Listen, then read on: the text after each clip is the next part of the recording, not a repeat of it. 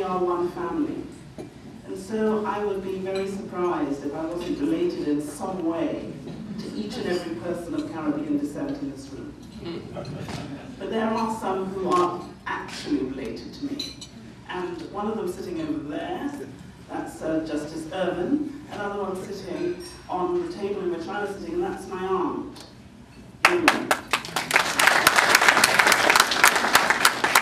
My aunt is my last remaining aunt, so she is incredibly precious to me. And she remembers someone very special to both of us, and that's my grandfather. My grandfather left at the age of 21 to go to fight in France for the United Kingdom. He left behind a 2-year-old child, my father. And at the time he went to fight, he had no idea what he would face. Like many of the honorees here, he had courage, he had fortitude, and he was a West Indian. And we know that that meant something very special. He fought in France, he fought with Allenby in Egypt, and he came home with 3 medals. Medals that he wore proudly. Many people asked me, why was I coming here tonight? You know that my country is facing interesting times in very similar ways that right here you're facing less interesting times. And so they said, why are you going? And I was very clear about why I needed to come. I needed to come to say thank you. Thank you on behalf of my country, my government. Thank you on behalf of the people of the United Kingdom.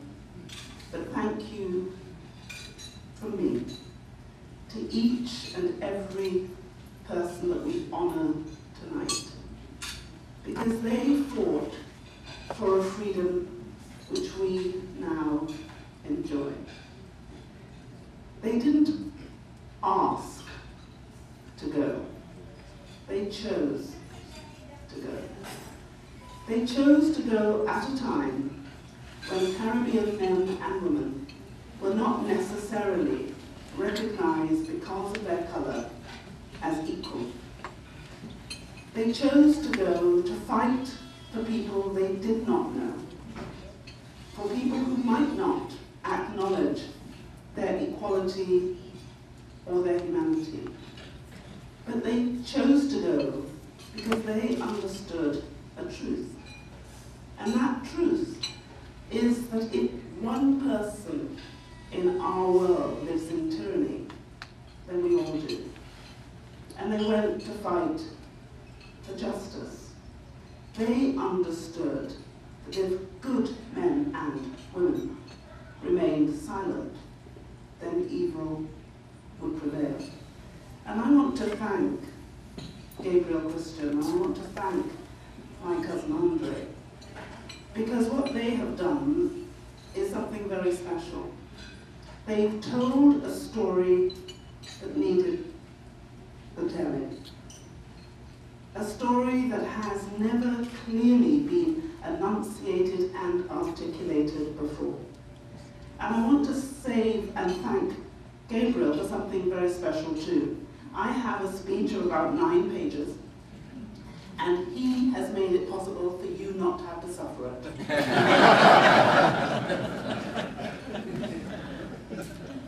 The history that we see retailed in the films that we saw tonight is a real and poignant history. But when the honorees went to fight for our freedom, they did something very special. Because in fighting for that freedom, they lit a flame which has never been extinguished.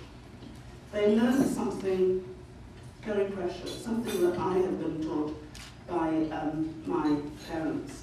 And I have to tell you that I am the 10th of my parents' 12 only children.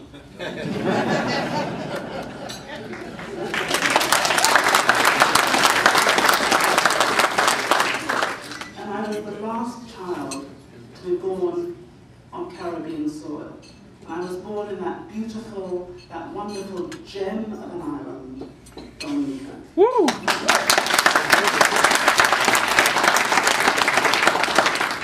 But I have to tell you, I'm claimed by Antigua too, because my father was Antiguan.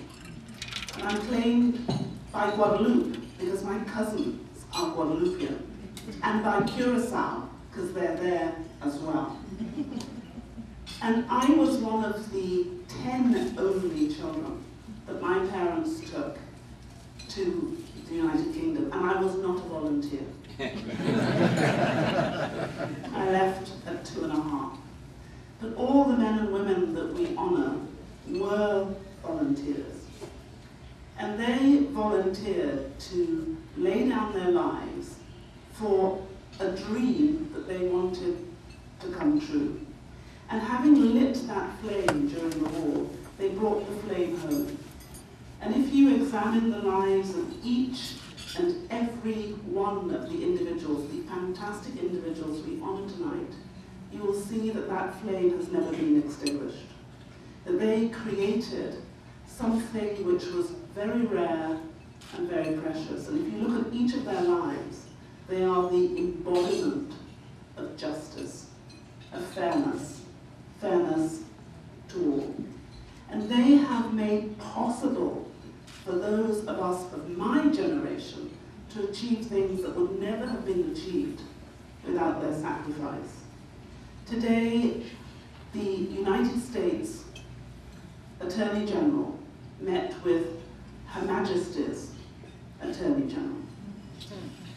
And it was an interesting photograph.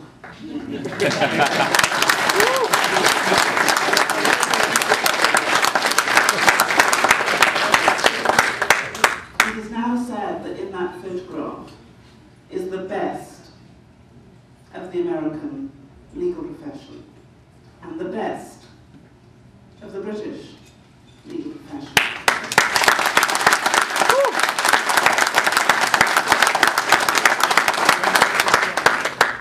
And they're both of Caribbean descent.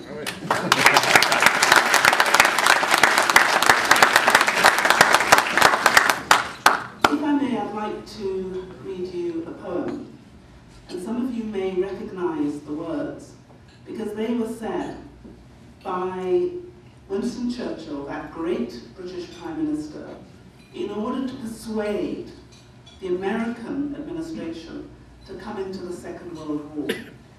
And it is a truth that was not acknowledged, that the words that Winston Churchill spoke, which I will now read, were the words of a Jamaican poet that was never acknowledged.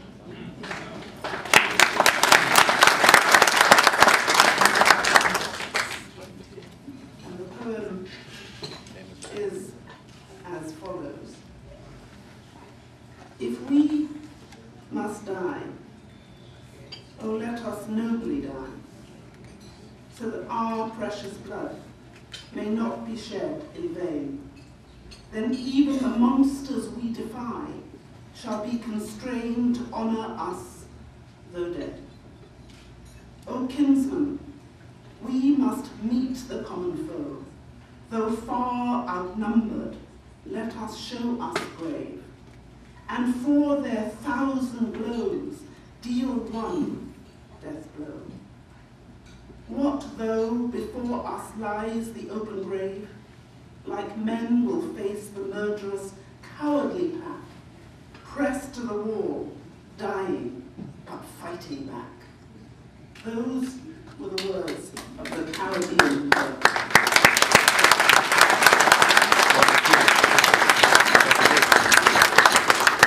And it was typical that it was those words that Winston Churchill used to seduce America into coming to our aid.